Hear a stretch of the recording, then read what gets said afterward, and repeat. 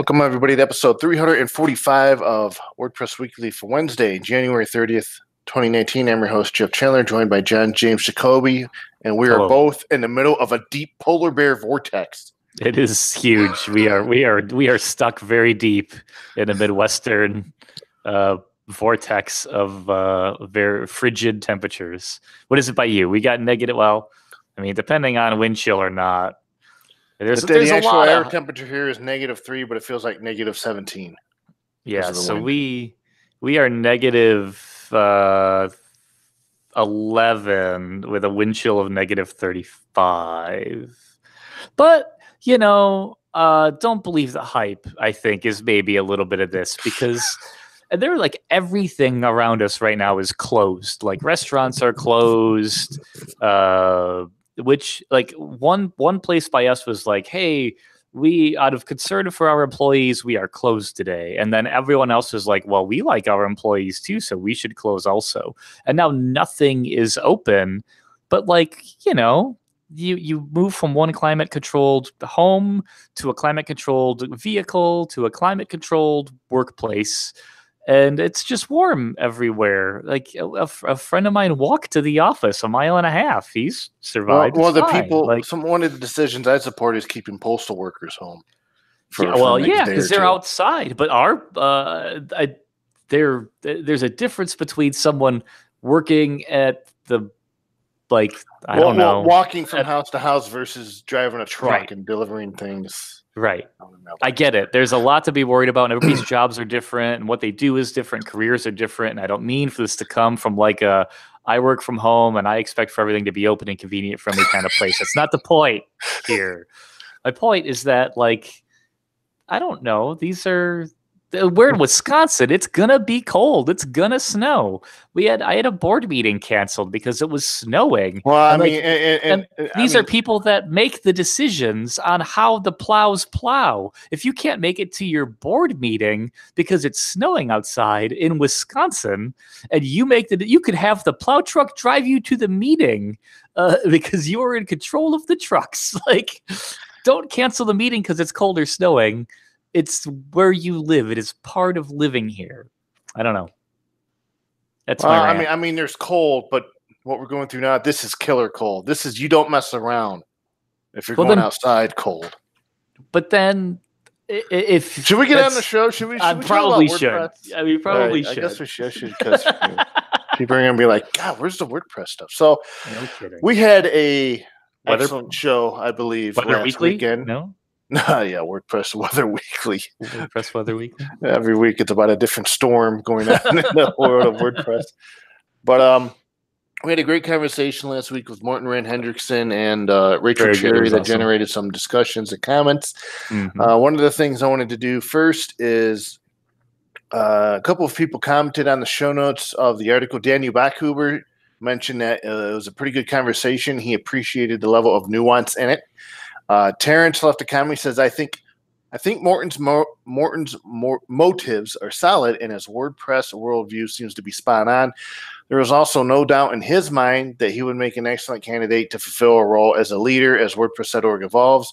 But Terrence doesn't think that is the important question. In his mind, the big question is, will Matt have the good sense, and will the money men allow him to see Morton as an ally and not an enemy? That's something worth thinking about. And Michael McGlynn left a comment and says, one thought that occurs to him as part of the discussion is that there is profit and profitability in the WordPress ecosystem. The blurred lines between Automattic and WordPress put a spotlight on this, and frankly, free labor that supports this ecosystem. If unpaid contributors want more structure around how decisions get made, I think that is fair and perhaps overdue. While I think Morton has the right approach, I also fear his sometimes forceful approach may not yield the same result that a different approach might. Easy for me to say since I do nothing but watch and comment, though. Rachel is a gem, and I'm so glad she's co-leading this effort. Thank you all for the comments. And by popular demand, quite a few people wanted to have that show transcribed, and I got in touch with Rev. I do have the transcript. I read over a bit of it. Looks like they did a good job. So hopefully I have that published later today, where you can see the full transcript and of the excellent conversation and bits and pieces about the WordPress governance project. Cool. So the rev turned out good, hey? Seems to say be with my Midwestern accent and say hey at the end so that we can. From what I've seen, and sometimes the banter between us, they label it as crosstalk or something. So there's a couple mentions of that in there. I had a feeling there would be some of that. So let's see. Without further ado, a bit of news this week is that WordPress 5.1 Beta 3 was delayed. It was originally scheduled to be released yesterday, but it's been delayed by a day, and the decision, or it looks like it's going to be released today after the core dev chat. And the reason for the delay is that there's been recent reports of a potential security issue in the new PHP error recovery feature that we've talked about, sort of the white screen of death protection that was supposed to come in 5.1. Now, there's a patch in line to try and fix these, but Gary Pendergast says that it's a significant change in behavior to be committing this late in the release cycle. Ideally, this large a change would have been made before Beta 1. So a couple of options that are on the table. They could continue with the fix in the patch, focusing on ensuring it doesn't expose new potential security issues. They can disable the feature by default, adding a feature flag for sites to opt in to error recovery, or they could just revert the feature from trunk and aim to include it in WordPress 5.2 instead. And after a discussion in the core Slack channel, it looks like they're leaning towards reverting it. I think it already got reverted. I think it happened. Oh, okay. So there you go. It's already happened, which is never fun as a contributor to have happen to a thing, but everyone has been in good spirits and everyone is understanding that this is a thing that is okay to do for just this part of this feature. The security concerns were valid, which means it's never a good idea to scramble to fix something to get something in under a tight enough deadline like that. Well, so the issue involves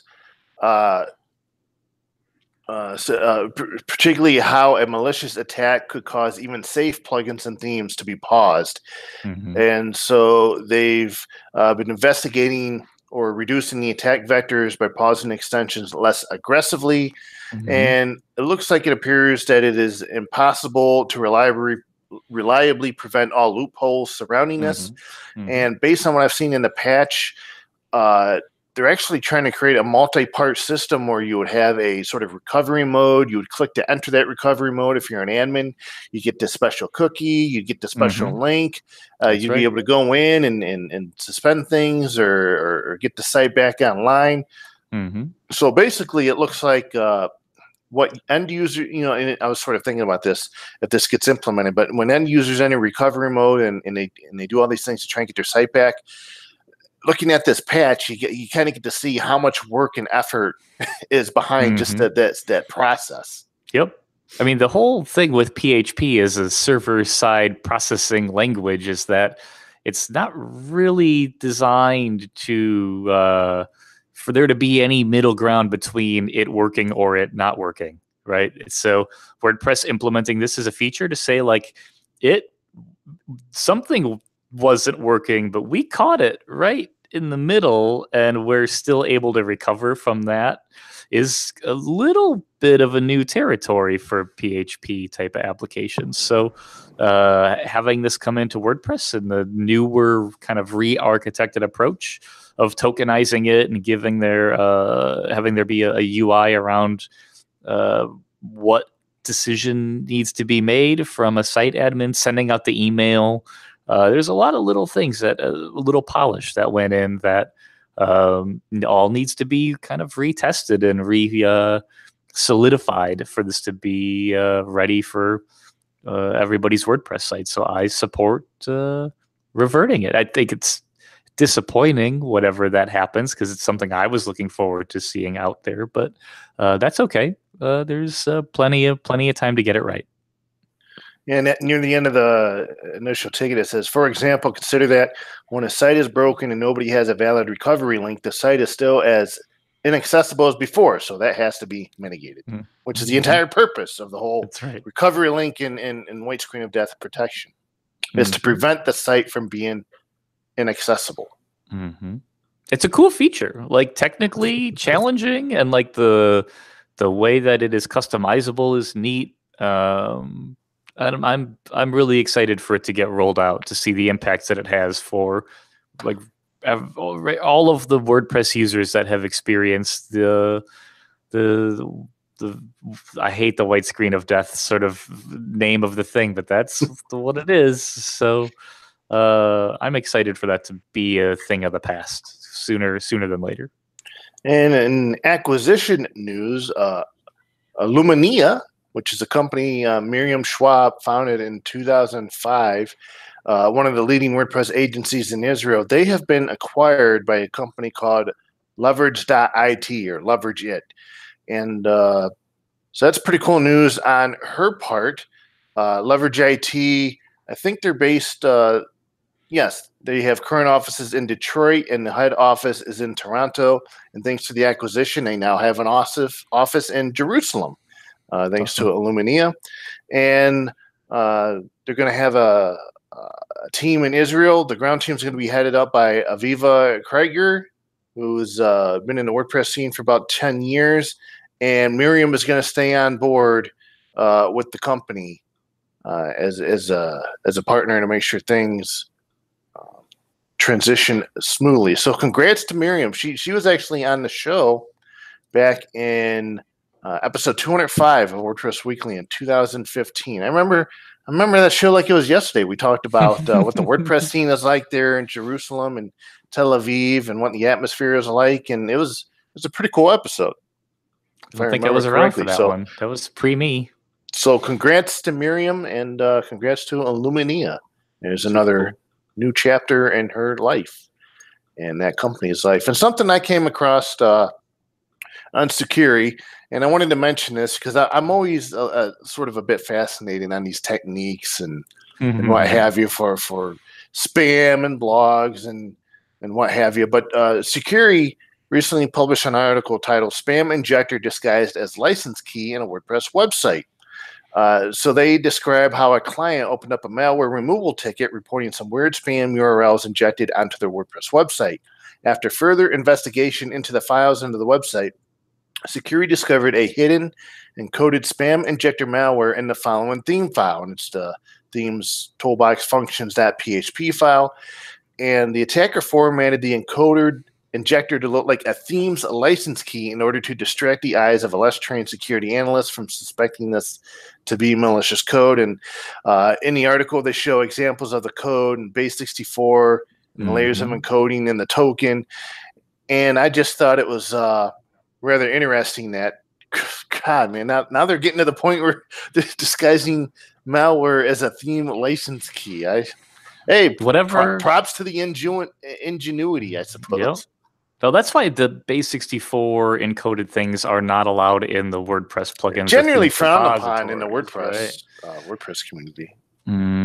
Because it is suspicious, and even if you disguise it, or I mean, there are legitimate uses for it, but in the WordPress scene, generally it seems as though most of the uses come across as you're trying to hide something, you're trying to encrypt something, you're trying to do something that probably doesn't need to be done. Right. And then the other thing in the Security article, which has come about a little bit with recent conversations regarding PHP versions and just everyone becoming a little bit more aware of how important server security is I noticed that this is trying to use the create function of PHP in some areas, which a lot of the times is disabled or deprecated or totally not used in versions of PHP or in people's server configurations. And so there are a lot of ways that you can take advantage of people's older versions of PHP or what is allowed to happen that maybe shouldn't be. So WordPress moved away from using create function and everything since it was deprecated, and the BBs and lots of other plugins and stuff did too. So get rid of the base64 encoded stuff, get rid of create function usages, even though there's like legit cool use cases for create function. but it's just too much of a black box, and so it's gone away. So it's a pretty cool post. I read it too. Just like that song by The Offspring, "Gone Away." Gone away. Look at me, man! I'm so hip with these '90s references. So something I don't think you, that's true, unfortunately. Sorry. Okay, but something you tweeted out, and we got all kinds of time today. Figured we dive into this a little more. You had said on Twitter, "Do you want to instantly paralyze the project or initiative?" And you said there's two choices. Say there is a long-term plan to redo something, and point to the growing backlog of existing issues, and watch as stakeholders argue recursively about how one or the other are more important without doing any actual work. And so I chimed in and said, hey, that's how open source works, which, by and large is, there are examples of this taking place in open source, but then you also articulated that, well, it's not just open source, it's projects, it's government, it's community. It's all kinds of things. So I figured I'd give you an opportunity here. Here's a soapbox, stand on it, and tell me a little more about where this tweet came from. I'm going to stop tweeting so that you stop bringing up stuff like this. What? I think it's a good conversation. I mean, you're right that it is definitely occasionally open source stuff. I think that the phrase bike shedding is used a lot, and it's clever, but I really don't like how dismissive that sort of phrase sounds also. But it's just I have watched it happen with government stuff more often, and calling it out is also not useful either. Where there will be a decision that should be made, and half of the people on our board will say, "I'm not comfortable doing any work or making any decisions towards this idea until we have a comprehensive plan."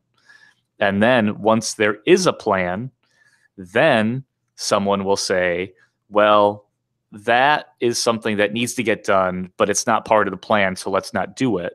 And then someone will say, well, that's something that should have been part of the plan, but isn't something we thought about.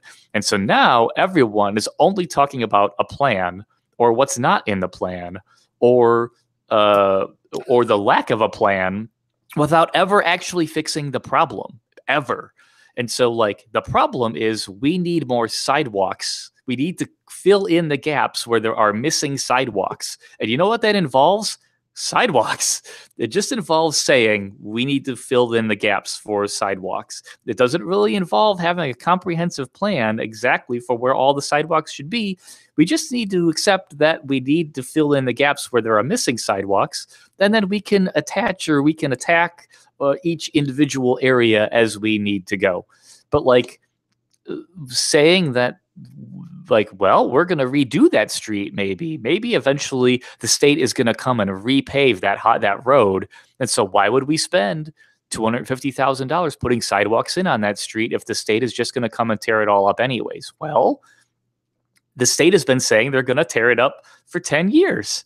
The state has scheduled this to get torn up 2 years from now, which is what they've been saying for the past 10 years. And so it's kind of a really useful way to not ever get anything accomplished is by saying, well, we're going to redo that road 2 years from now, or we're going to replace that feature in WordPress 2 years from now, or in the future, or 5 years from now, or we have plans where we need a plan. We don't have a plan, and we need a plan for what to do with this. So let's not do anything until we have a plan. But then once there is a plan, no one can agree that the plan is the correct plan. And so then nothing ever gets done anyways. And so Gutenberg, except stuff got done with Gutenberg. Wow. So it's just whenever someone says we need a plan, that's not on the plan, or, hey, that's great, but we still have 100 problems over here that are piling up behind us. All that happens now is everyone has the same argument back and forth about whether or not things should get done or how the things should get done. And no one actually is getting things done. And that is all of it. Like you said, open source, sure. But really no one specific thing that is on my mind other than just witnessing this across the board in real life, non code software related things, also with software related things. But that's where like someone needs to be able to say like, yes, we should have a plan, but who cares about the plan because these things all still need to get done. And so let's just focus on grinding through the things that need to get done until we have a plan. It's just this like, it just seems very paralyzing to the people that actually do want to work on things. And I know Daniel Bachhuber and I have talked about it before. Other people and I have talked about similar things before.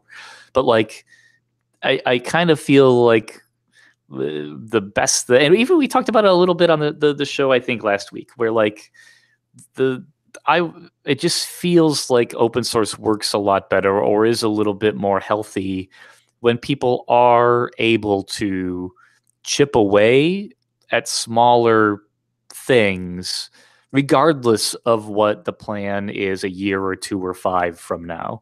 Like that's accessibility a little bit is like improving little pieces of it, regardless of what someone else's wishes are for the future. Like this is today. We can do this right now. Let's do this now. And even if it gets abandoned a year from now, it won't matter because we have done this thing today. And so it just is a reminder watching Slack conversations or being in village board meetings where I'm just watching these conversations happen over and over and over again. And it's like a broken record. How do you got to lift the needle? Then you just shake your head. You're like so much good energy and debate and all that stuff just used on ancillary aspects of it instead of on fixing the core problem or the issue as to what you're having. Yep. So something I recently came across, last week I think I mentioned I was going to take a look at this Juxtapose. Juxtapose. It's like a before an image or before and after kind of image block that I discovered. Mm-hmm. So I initially downloaded the block from GitHub and I uploaded it and installed and activated the plugin and could not locate the block, whether it was in the Gutenberg block search bar or type in the shortcut area. I couldn't find it. So I got in touch with the block's creator and I said, hey, you know what? I cannot find this block in WordPress 5.0.3. And they opened up a fresh install of WordPress and it worked fine for them. So I gave them login information to a test that I had on poopy.life. Which I love typing that into Google. But it's a great WordPress testing platform. They set up a test server for you for 24 hours, and you can test all kinds of things on there. Fresh install. It's live on the web. I actually use it over having a local install of WordPress on my system. It just seems to be easier for me to do things that way. So if it turns out that I couldn't locate the block because the installation I had did not have a built JavaScript file from GitHub. So this person included the built file in the repository, and I reinstalled the plugin, and boom, I was able to test the plugin out. And it's actually really cool. When you put the Juxtapose block into the Gutenberg editor, it's already split into like 2 columns, and on the left you have your before image, and on the right you have your after image. And there's little buttons on each side that allows you to either add an image from the media library or upload an image. And then when you preview on the front page, there's a slider, just like how on your nopolls.com website there's a slider, so you can go drag the slider to the left to see the after, or drag it to the right, and it starts off in the middle.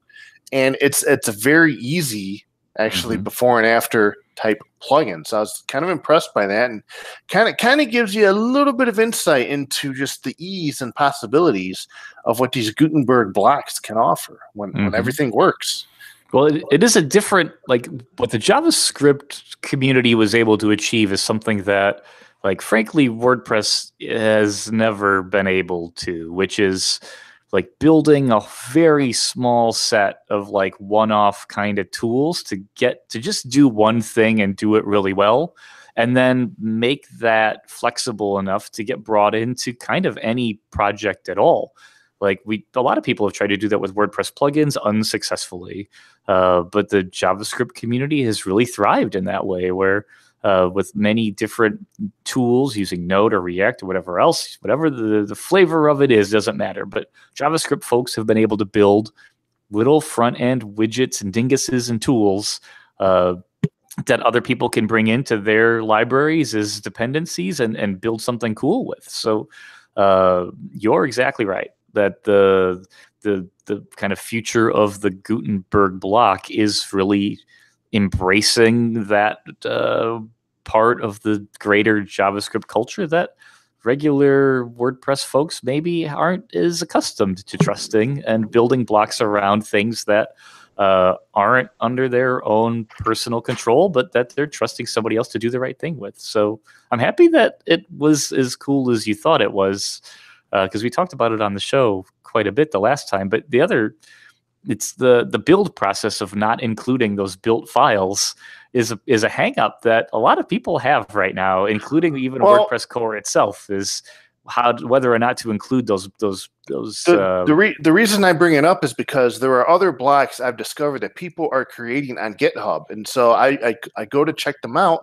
I download the zip file, which is something master or whatever from GitHub. I upload it and I can't find the block, and it's a common problem. And immediately I'm thinking, well, this block is broken or it's incompatible, and I wonder how many of those GitHub repos of just simple blocks are not doing what this one did, which is not including those built files.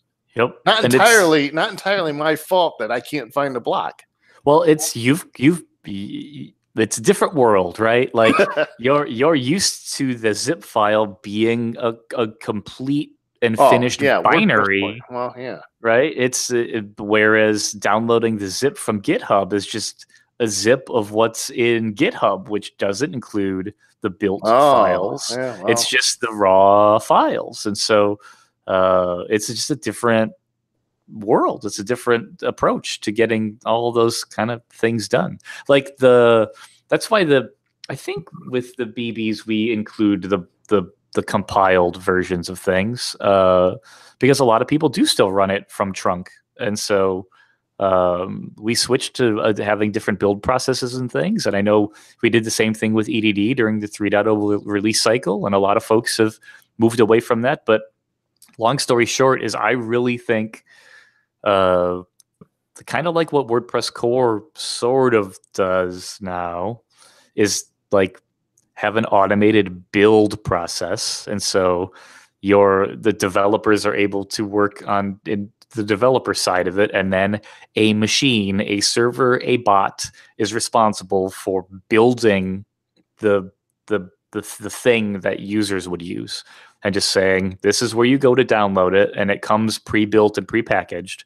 But everyone else that is working on it is able to work on the decompiled, the uncompiled versions of things. We do the same thing with unit tests too. Like the unit test suite usually runs on the pre-built raw code, but we should probably be testing the compiled built versions that are actually getting shipped out to users to make sure that what we're shipping actually works the way we expect for it to. I think there's still a lot of things that we can do differently and learn from your experience with that. Or maybe I should just wait until it ends up on the plugin directory, and then boom, I don't have to worry about build processes or if it has certain JavaScript built files.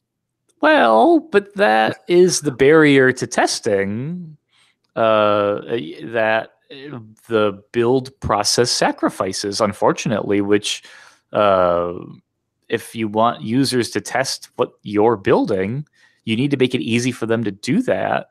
And every other build process that a developer introduces only makes it more complicated for your average person to test. And so we've gone 15 years of WordPress with really easy to download and test plugins and themes and things, and instantly switched to a completely different approach where it is not nearly as easy as it used to be, because now you have to run command line tools and have grunt running in the background, listening for changes and compiling things. And you have to have WP script debug or script debug and WP debug turned on to get uncompiled assets and cache busting. Like, it's just different. It's a different way to get things done than And I don't, personally think that it's made it easier. I don't think that making it that much more difficult has made it any better. It's just more complicated and a little bit different, and you got to get with the times, I guess, Jeff. I don't know what to tell you.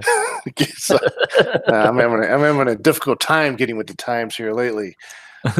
Quick shout out to WP Campus. Their free online event will take place starting tomorrow. It's free, so if you can go to their website, you could sign up and you'll get an account, and they'll broadcast all the sessions for free.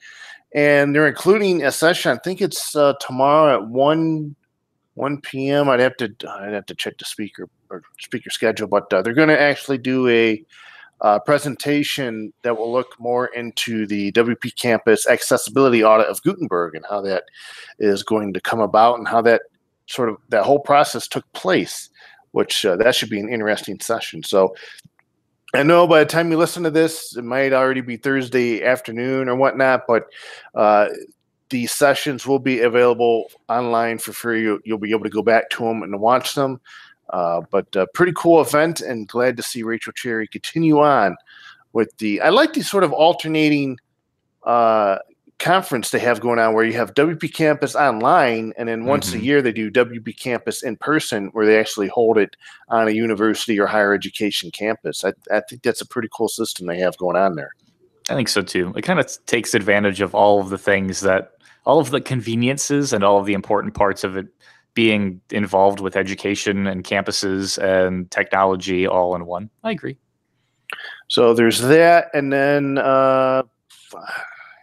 that's unless John, I know you wanted to maybe briefly mention was it Blog Meta coming to Multisite, that update before we wrap it up?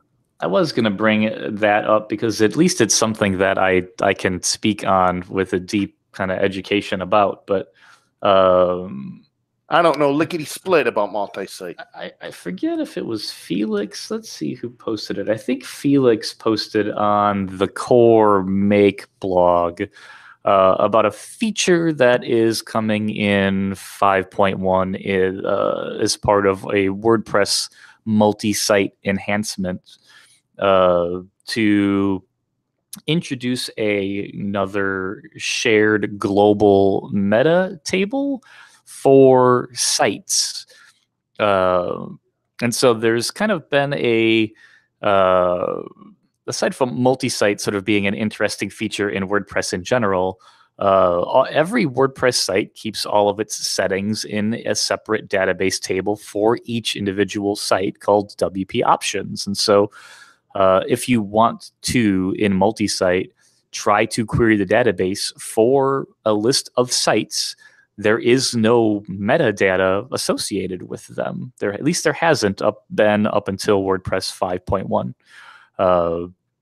And so a few years ago, I had built a proof of concept as a plugin to introduce Blog Meta as a database table. And Jeremy Felt and Felix and Johnny and a couple others kind of really dug the idea and saw value in it. And we built some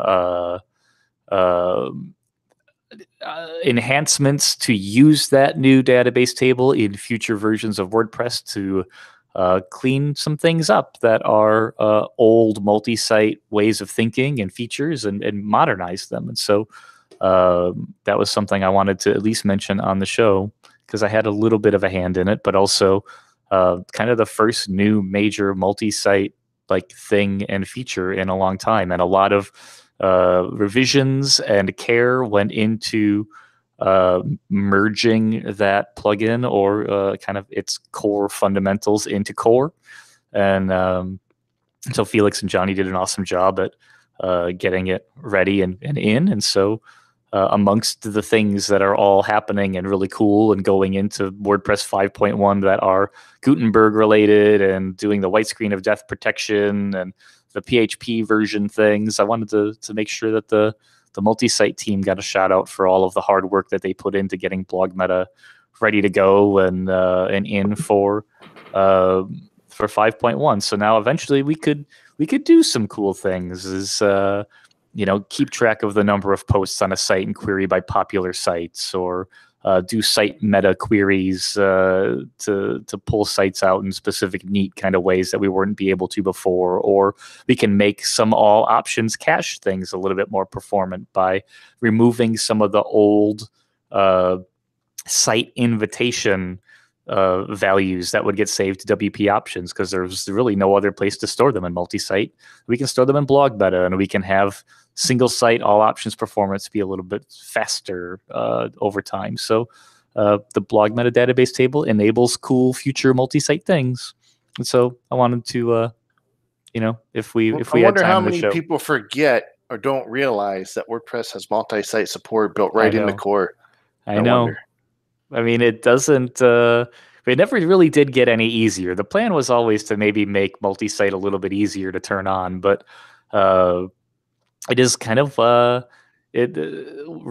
other external RESTful APIs sort of mean multi-site could mean different things to different people. And so the idea of multi-tenancy or multiple sites in WordPress being baked into WordPress core is a little bit unique as far as open source platforms go. Multi-site could have easily been a plugin, but because it's in core, why not continue to try and embrace it while we can? Kind of goes off of my rant earlier on the show. Is we could complain about there being a 100% thought through, fully fleshed out roadmap for WordPress multi-site and never get anything done in it. We could look down and say that because multi-site just isn't the most popular thing for WordPress installs, that it's not worth investing any time or feature development into. Or we can trust the multi-site component maintainers to drive that feature and trust that they're working on it for the right reasons and with the right kinds of things in mind, like REST API exposure, performance improvements, those kind of things. And that's the direction that the multi-site team went. So neat to see it. When I'm browsing around the Make WordPress core site, and on the sidebar, they have these meetings, and you click on the link, it says view upcoming WordPress meetings. What's it like to be the person who has to have an agenda? I guess it'd be Josepha Hayden. She'd have to have an agenda to attend all of these meetings, or at least she'd probably just have to talk to, I guess she wouldn't have to do that. She'd just read the notes from each one of those meetings. But there's a lot of meetings going on here every week in the WordPress core Slack channels. It is insane.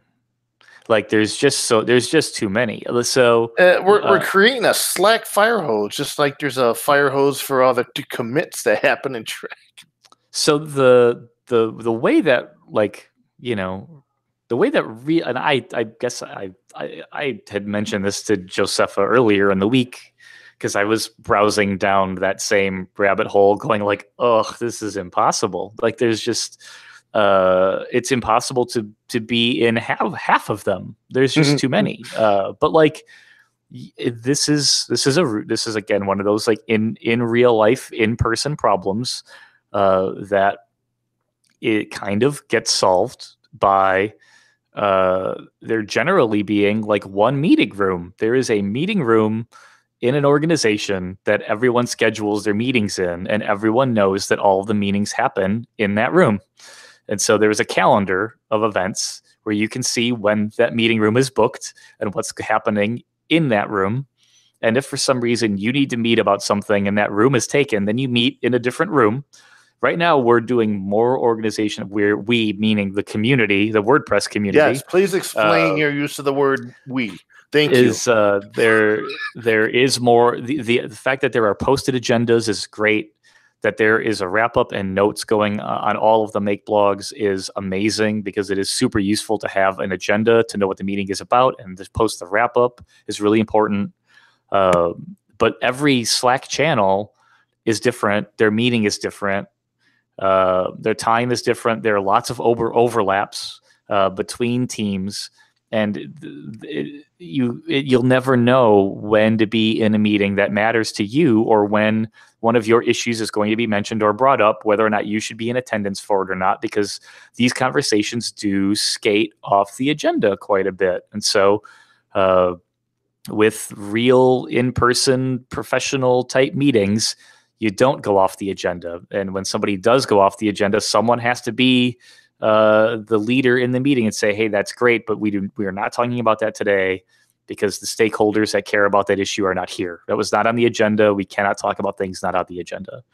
And so if we had one meeting room or several specific rooms, if we had a way to denote that there were people that were officials that were officially talking about the agenda versus participants that were maybe not team reps or team leads or on the team, that they should idle instead of interrupt or derail the meeting. And if there was a leader who was able to say, thank you, that's useful, but not what we're talking about right now, and we have to stay on task and focus. It's a really, WordPress governance. It's a new WordPress governance title, chat official. Kind of. Meeting official. Right. And so that is how that works in real life. You have a boardroom, you have a meeting room, you have a courtroom, you have whatever it is that you need, and that is the room where those things happen, and it is booked all day. And then if you want to sit in on all the meetings, you can, because they're all happening in the same or in the similar meeting rooms. And there is a little bit of urgency to get your point across and move on to the next thing, because you only have 1 hour. And then another team is coming into that room immediately after you. So it does you have to embrace your constraints and know that you have a finite period of time to get things done, instead of taking a meeting and having it last all day, or having people talk about things after the fact in Slack. Or it's a vicious cycle over the years where the tavern, there's so many meetings that go on, but the tavern, unless it's very important, we'll mention a meeting that's going to be taking place with an agenda item that we feel is important or that many more people should know about. But more often than not, we talk about what was decided or things that have been talked about after the meeting has taken place. Right about that on the tavern. People comment on the tavern, oh my God, when did this meeting happen? Who made these decisions? Why couldn't I have shown up to be part of this conversation? Now, how am I going to be heard? What are we going to do? And then the people who are volunteering and putting their time into the specific effort says, well, look, we posted the agenda. We told you what we're going to talk about. We told you when we're going to talk about it. The meeting is open to anyone who has access to Slack. Come on in and talk about these things. What more can we possibly do? Right. And it's like a vicious cycle. The problem that I see with it, and like, it probably would come to no surprise to our listeners, that I think, like Jeff, you and I probably appreciate a little bit more of a casual approach to getting things done. It doesn't mean that we can't be professional. It doesn't mean that we don't like some organization or process or whatever else, but I think it is generally more fun when it is more casual. And so the problem is that by having meeting times and posting agendas and having minutes and having to stay on task, is that it is no longer casual. It is a job. You cannot contribute casually anymore to get any of these things done. You don't just get to stop in and speak your piece and try to be helpful and then leave. This is work now. And that comes with pros and cons, in my opinion. But it does make it a lot more difficult to be a casual contributor when things, the demands for the time that you spend and your commitment to getting those things done needs to be higher than what it has been in the past. And so either we fully embrace the fact that, like, we need to have that the expectation is that we have agendas and meetings and stay professional and on task and on point, or we try to keep it light and keep it fun and keep it casual. I think that, unfortunately, it's very hard to naturally have both of those things at the same time. That's where the benefit. I could just hear someone saying, I got client sides to build. I got meetings to have with my clients, potential clients. I've got things I got to do. I don't have time to be sitting in Slack meetings to talk about this specific issue. Right. Especially with not knowing if it's going to be a worthwhile thing for you to sit in on, or if you'll have the opportunity to what speak if you up come in about there it. and you're talking about it and you say your piece, and then they're like, okay, well, you've spoken your mind, but we're still going to go in this direction. Oh, well, this is a complete waste of time. It's a total waste of time, right? It's And that happens in real life meetings too. Anyone that's the way it goes sometimes. A school board meeting or a city council meeting, and you will have the same experience where it feels like it was a waste of time, unfortunately.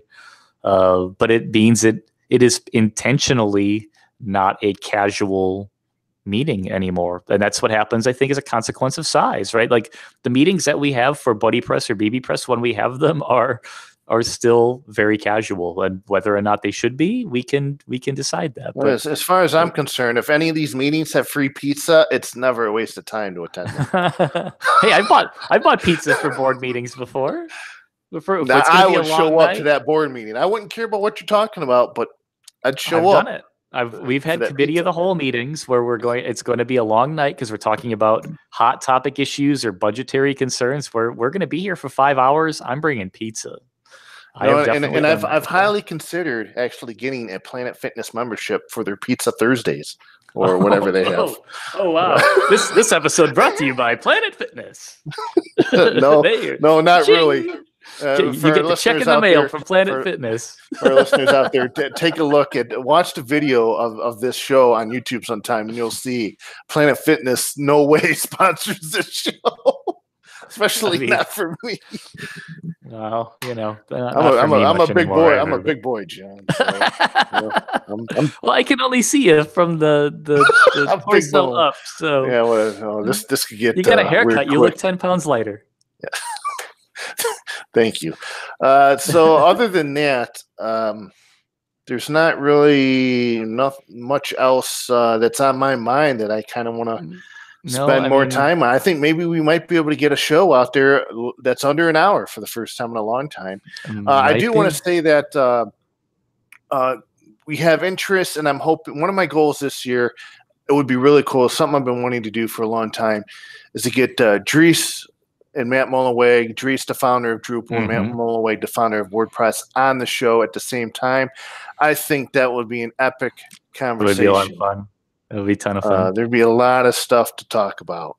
That would be, and knowing Matt's sense of humor, and I think he's got a cool sense of humor. I think it would be a fun show. It'd be a blast. Something I'm going to work on for this year. I did hint at that again. So hopefully I would love to make that happen too. I think that would be a ton of fun. And we're also working on getting Jill Bender on. I got to get in touch with her, get her on the show to talk about her work on inclusivity, diversity, and trying to get that increased in the WordPress scene. Other than getting Josefa on the show. Okay, I'm going to get Josefa Hayden on the show. I'll see everybody at WordCamp Miami in March. I confirmed that is happening, so I'll be excited to be in Miami again. Man, you love driving in Miami. I remember. I won't drive. I'm not driving this year. Won't have time, but I do love WordCamp Miami every year, so I'll be there again. Sugar Calendar 2 should be beta next week, which is a little terrifying, but it'll be cool to see people use it. We've got BB Press 2.6 is down to one issue, and that one is almost fixed, and so that should hopefully actually ship soon too. There's like a lot of things all coming to a head in March. Carrie and I's wedding anniversary, maybe our house will be done, a couple of betas shipping. March is going to be a little crazy. The Ides of March. Yeah. About that. Wow, March is a big deal for you. Just got to get through boring February. Yeah. Which do we have a leap year this year? I don't know. I don't think we do. It's 28th. Okay. I mean, by the next time that we have a show, Jeff, I will have forced Carrie to have watched Groundhog Day with me for yet another year because she hates that movie, and it's one of my favorites. So that one day a year where I'm allowed to watch it is February 2nd. Oh, boy. Wow. So I can tell you about how all that goes. Unbelievable. So that's going to do it for another very cold edition of WordPress Weekly. You can find show notes for this episode and all other episodes on WPTavern.com. And you can follow me on Twitter, JEFFR0, and John. GitHub and Twitter at JJJ, where I should stop tweeting so Jeff doesn't have any ammunition to make me rant on the show, and jjj.blog. And without further ado, the next time you hear from us, it will be February. We're already at the end of the first month of the year. Time's flying. Everybody enjoy the rest of your week, and we'll talk to you again next Wednesday afternoon. So long, everybody. Say bye, John. Say bye, John. Stay warm, everybody.